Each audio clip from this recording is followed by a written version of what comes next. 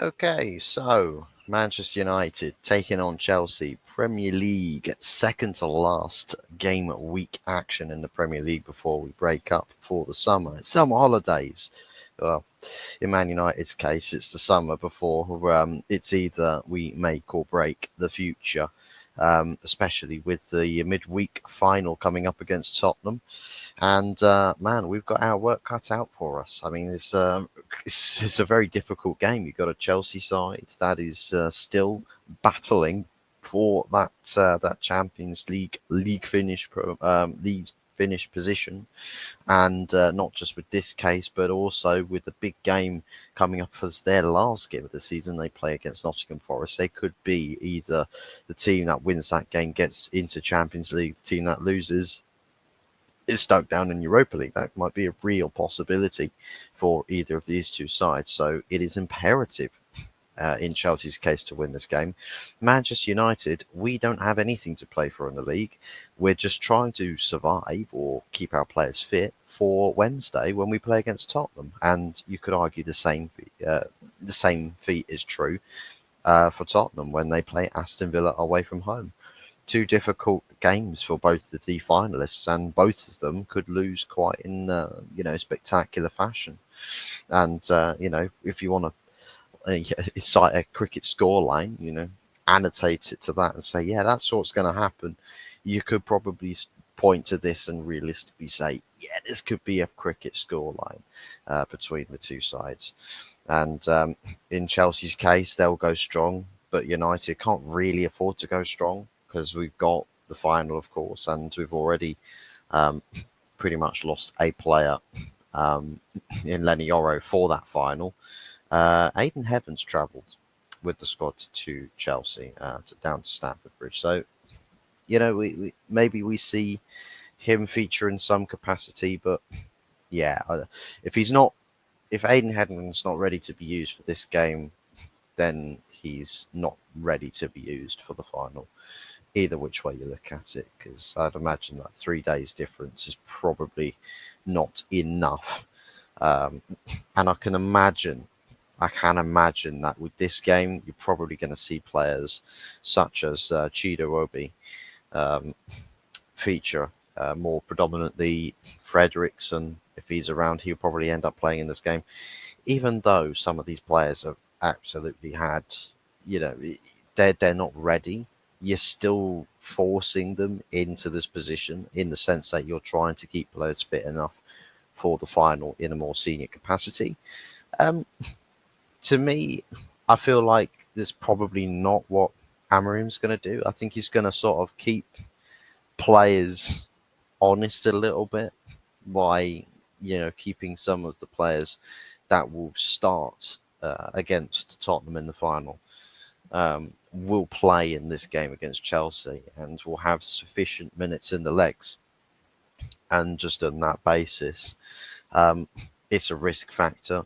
But, for the sake of keeping your players sharper, you might invite them to, start in this game as a form of, an audition or practice for the game against Tottenham. And I've heard some people argue the case that this game against Chelsea is actually going to be a harder game than Tottenham Hotspur will be. And I can sort of say yes and no to that.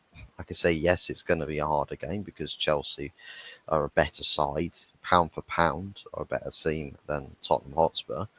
Um, you could argue they play, a more, a better aspect of football, and overall is they're a team that I think by virtue of standards, are just a lot higher up than Tottenham at the moment. I think Tottenham's standards are quite low, um, despite them being in a final. I don't necessarily think that they quite have the know-how on on ways of conducting yourself in higher in higher positions. So it's like we call it champions mentality.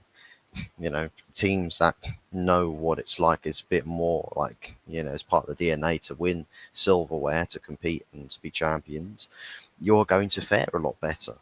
Um, in these bigger games. The bigger the game, the more of a championship mentality you have, the more, or champions mentality, not championship, because otherwise you'll just lose to Tottenham like 5 million-0 or something. Um, and it would be just the most horrible thing in the world. But the connotations that also follow this case for United, where if Tottenham lose, I know some people will say, well, Tottenham, you can't really say which direction they're going to go in if they don't win. I think the case is more prevalent with United that if United cannot secure the qualification for Champions League, if Man United are going to spend anything in the summer, they're going to have to let some big names go. Um, and I think in Amarim's case, he's probably going to be acknowledging to that. And he mentioned about um, saying that it's going to be a really, he's going to need a lot of patience if they don't win the Europa League. They're going to need a lot of patience. The summer rebuild is not going to be a rebuild. It won't be a rebuild. It will just be just get a couple of coats of paint and hope that the decor doesn't deteriorate across the process of next season. And yeah, that's not good. Man United cannot afford for that to be the case. It's either you get it right for this summer, or you probably don't really get it right at all. And with what United need to do is really, I think there's a cultural issue with the team, and you need like, I mean, we're still waiting for the open heart surgery, like the Ralph Rangnick comment to basically come true, to actually happen. To see 10 players out, 10 players in, we still actually need to see that before we can really start to have the conversation about, how far Ruben Amorim can take Man United in an ambition for silverware or for the major honours in football. Um, so it's difficult. It's a really difficult position to find yourself in, and the impact that winning or losing this Europa League final cannot be understated. So yeah, I can sort of understand where some people might believe that no Champions League competition is more beneficial, in the sense that Amorim can actually focus more on, you know, training the players to actually adapt to his system.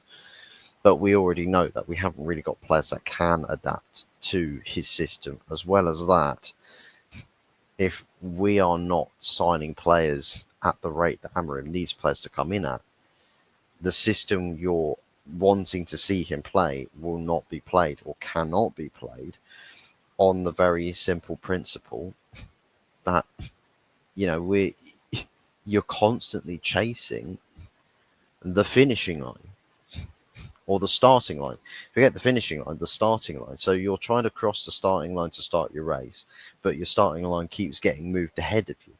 So you're running and exerting a lot of race, pace, and energy to just cross the start line, but the start line is just constantly moving away from you. That's kind of United's um, possible difficulty with the summer transfer window, where we need to start a major rebuild, but we're sort of chasing it by under delivering in the summer, not selling enough players, and then not bringing enough players in to replace that, and to, we're not draining the culture of this club fast enough, you know, to actually stop it from poisoning the incoming um, pieces of the puzzle, and that ends up getting spoiled as well. So yeah, we are very much in a really, really difficult spot. And for me, I prefer, absolutely prefer, Man United winning Europa League, getting in Champions League, just for the sake of having more money to be able to drain the swamp. But you know, let's all keeping all things considered, we don't really know just how well this board is going to perform in the summer, because I don't really have a lot of faith or trust in them. So I can't say that we're going to be in a really, really solid position. Um, and just on the whole, I believe that we've got uh, we've got to really push the demands and our expectation onto the board in the summer and say, this is your last chance. And I think it's got to be the last chance for Ineos, even if it is only their second summer in the job. I still think the situation is it's like you complain about how difficult it is and how cutthroat it is, but you put us here. Like, with all things considered, you did put us here. So I'm I'm not at, I'm absolutely not going to sit here and say it would be different with Qatar in charge. By the way, it would. Like, if Qatar were in charge, they wouldn't, like, they would have a lot more patience, because with Qatar we know what the habit is with a Qatari ownership, or with an ownership that is, a lot more believable to being a Manchester United, you know, with Sheikh Jassim being a Manchester United supporter. That's way more believable than Sir Jim Ratcliffe and his business techniques. It's hampered the club. He's allied with the enemy of the football club, and continues to basically spit in the face of fans whenever we see the club stumble with another major failure. And they think the best thing to do is, dangle the possibility of a sacking in front of Amarim's face, and ultimately then under deliver in, club prospects, by sacking staff, by not spending um, relevant money that should be spent on, keeping people in a better mood. But on top of that, actually showing ambition. See, retracting your spend and retracting your money tells me a lot more that you're not all in, dedicated to the project, than you would be if you were setting aside pockets of cash to say, yeah, this big bulk of cash is for this project, part of the project. This big bulk of cash is for that part of the project. It's like with the stadium fund, they're still struggling to figure out how to pay for this thing. And it's like what are we doing? Why are you struggling to figure out how you're going to pay for something? You you can get this money. Like, make no mistake, Petronas can build the big dream stadium. Petronas, Ineos, all of it can be built. The stadium can be built. They can finance it, they can fund it, they can do all sorts with it. It's just trying to cut corners with spend. That we need to stop. We've got to stop cutting corners. Own up, acknowledge that the monetary situation is shit because the Glazers put you there, and you've not helped the situation by not increasing expense, but rather keeping expense, well, increasing expense, but also generating good income. You're focused on reducing expense whilst letting the team diminish and pissing off the fans. You're actually you're lowering the income as well. You instead of doing this, you're doing this. It's like, it, yeah, sure, the expense is coming down. Yeah, great, fantastic. the club's not hemorrhaging money, but is it making money? Is it really making money? And you can't do the return with that by saying, well, we'll just raise ticket prices again, because eventually you're going to make it so expensive for a team that's not competitive. Fans will call it a day. They'll stop going to games because they either cannot afford it, or they don't support the project. They don't support what Manchester United would have become, and not supporting the club would be an act of protest, as opposed to actually walking away. Like, I will come back and support this club when I know change is happening, and you show us the change happening. Not tell us that it's going to happen. Do it. Literally, just say, "Oh well, yeah, we're not going to wait for you guys to get on board. We're just going to go ahead with making these improvements and changes, and then you can choose if you want to jump on board again." And then the fans can get back on board with it. That's in the action of protesting against the ownership and actually inciting change. Yeah, we can't bring change um, if we don't find a way to protest. So these are your predicted lineups for the game tonight. Um, I could probably see a few changes being made to this. Um, Quite simply, I think Hoyland probably won't feature. We'll probably have Chido. Aiden Heaven will definitely, if we get a stronger back line, Aiden Heaven I can see getting minutes as a substitute. I think if Lindelof is playing or is on the bench in the matchday squad, he will also feature.